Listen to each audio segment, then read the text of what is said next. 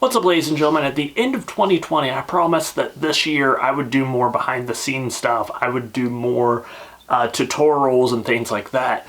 So I thought real quick today I would do a quick little overview of what all equipment and necessities I bring with me anytime I do a road trip video. This is basically pretty much everything I essentially have to take with me for any day to like day and a half trip. So without any further ado, let's take a look at what I keep in my backpack.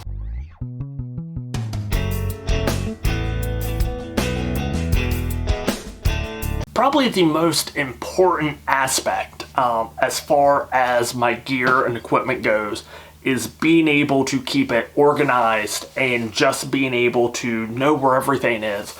Because even though I do have this fantastic Kelty backpack that's fairly large, I also equally use this old eSport backpack a fair amount too. I've actually had this since middle school, so this is like a 16, 17-year-old backpack. One of the most important things is being able to have everything organized so that I can transfer stuff from one pack to another and back, depending on what specifically I'm doing.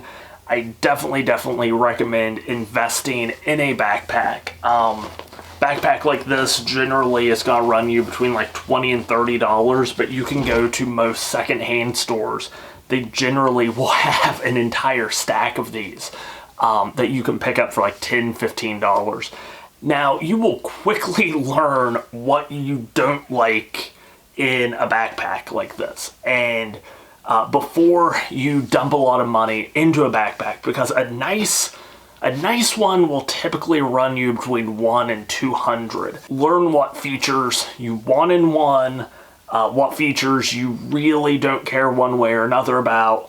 Read plenty of reviews, figure out what companies you like and trust before you start dishing out that type of money for a pack that might not suit your needs.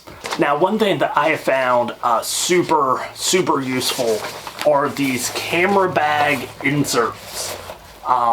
As you can see, it's almost like a little lunch pail, but they usually are about between $15 and $20. And as you can see, they just open right up.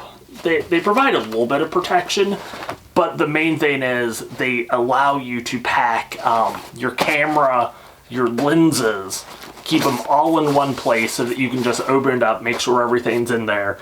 And then if you need to transfer all your stuff from one bag to another, you can do that. Because they're fairly small and they basically can fit in almost any backpack. Probably some larger purses you could probably even get away sticking that in. So definitely great way to stay organized. It's an extra layer of protection for your investment, because most likely your camera is going to be the most expensive thing that you're going to take with you quite regularly. So another super important piece of equipment that I take with me usually anywhere I go is I take a couple of these big water bottles with me because they're just super useful. You can put cold stuff in here, you can put hot stuff in here. They're like $12, $15.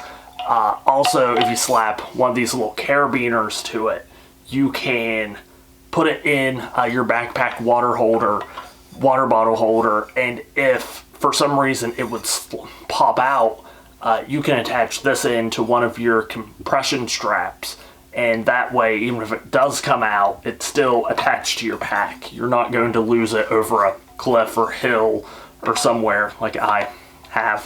Yeah, just a great way to stay hydrated and caffeinated, which are two of probably the most important things to do when you're out and about. So if you're kind of dumb and kind of accident prone like myself, you definitely want to invest in some type of first aid kit. This is just a waterproof container.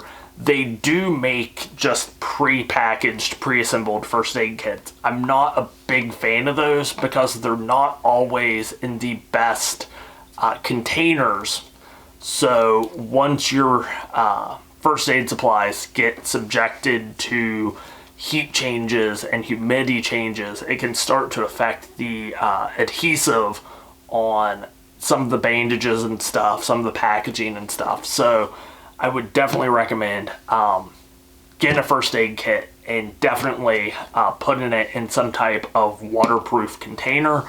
And this is just your basic run-of-the-mill. I have some alcohol prep wipes, triple antibiotic cream, some gauze pads, some bandages, and some medical tape. And that's basically everything you need. I also have some medical shears in there. The one thing, two things actually, that I should probably add to this. Number one, hear me out. I know I'm from West Virginia. I know I can tend to be a little rednecky at times, but duct tape. Hear me out. Hear me out.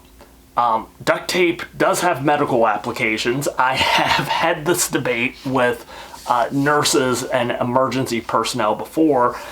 Number one, it's overwhelmingly water resistant. So if you need to provide an extra layer of protection on top of an injury, a good way to do that, once you have your bandages, once you have your tape all done, just do a couple laps of duct tape over it, and it will provide a layer of water resistance. Number two, if you need to put constant pressure on an injury, let's say you have a fairly nasty little cut, what you can do is you bandage it up and then you go about 80% of the way around with the duct tape, and then you can really crank on it, get a lot of tension, a lot of force, press it to itself, and it's a great way to keep constant pressure on an injury. Whatever you want to say about a West Virginian recommending that you put duct tape in your first aid kit, that's fine. It has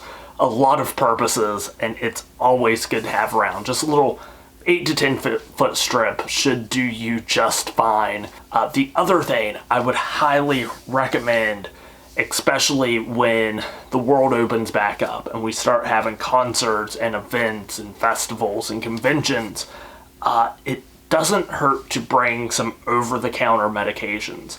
Some ibuprofen, some Tums, some Pepto-Bismol tablets, either in the original bottles or in the little single-use little packs. You definitely don't want to travel around with just a sandwich bag of unmarked drugs. That's something I would definitely advise against. Don't ask me why. And also, you don't want to have to make like an emergency trip to convenience store, pharmacy, gas station, whatever, for this stuff, when you can just go ahead and bring it beforehand and avoid the awkward, typically late night trip to buy something you could have brought with you the entire time.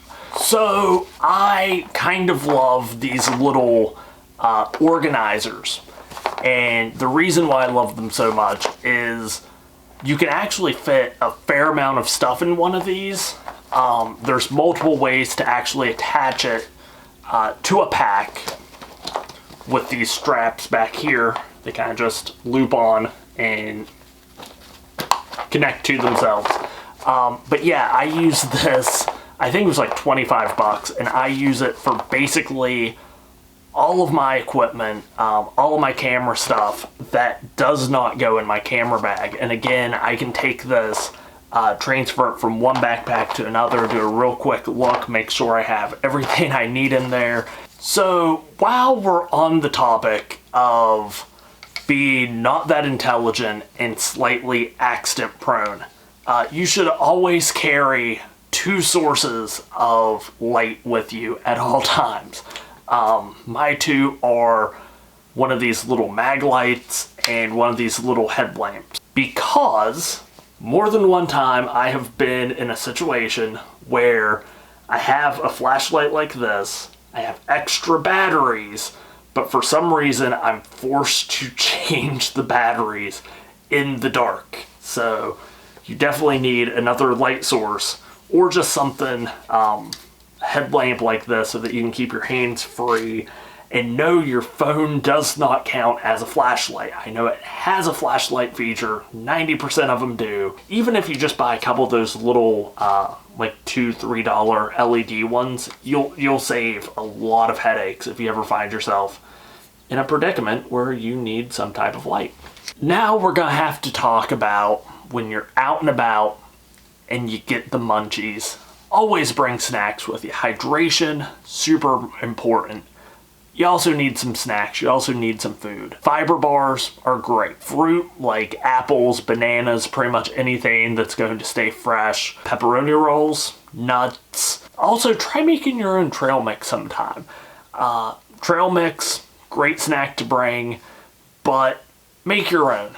Go to the grocery store. I personally like peanuts, almonds, dried cranberries, and those banana chip things, the dried banana slices. Last but not least, ladies and gentlemen, is, well, this is a phone, obviously, but music and having a good playlist is very important when you're out and about.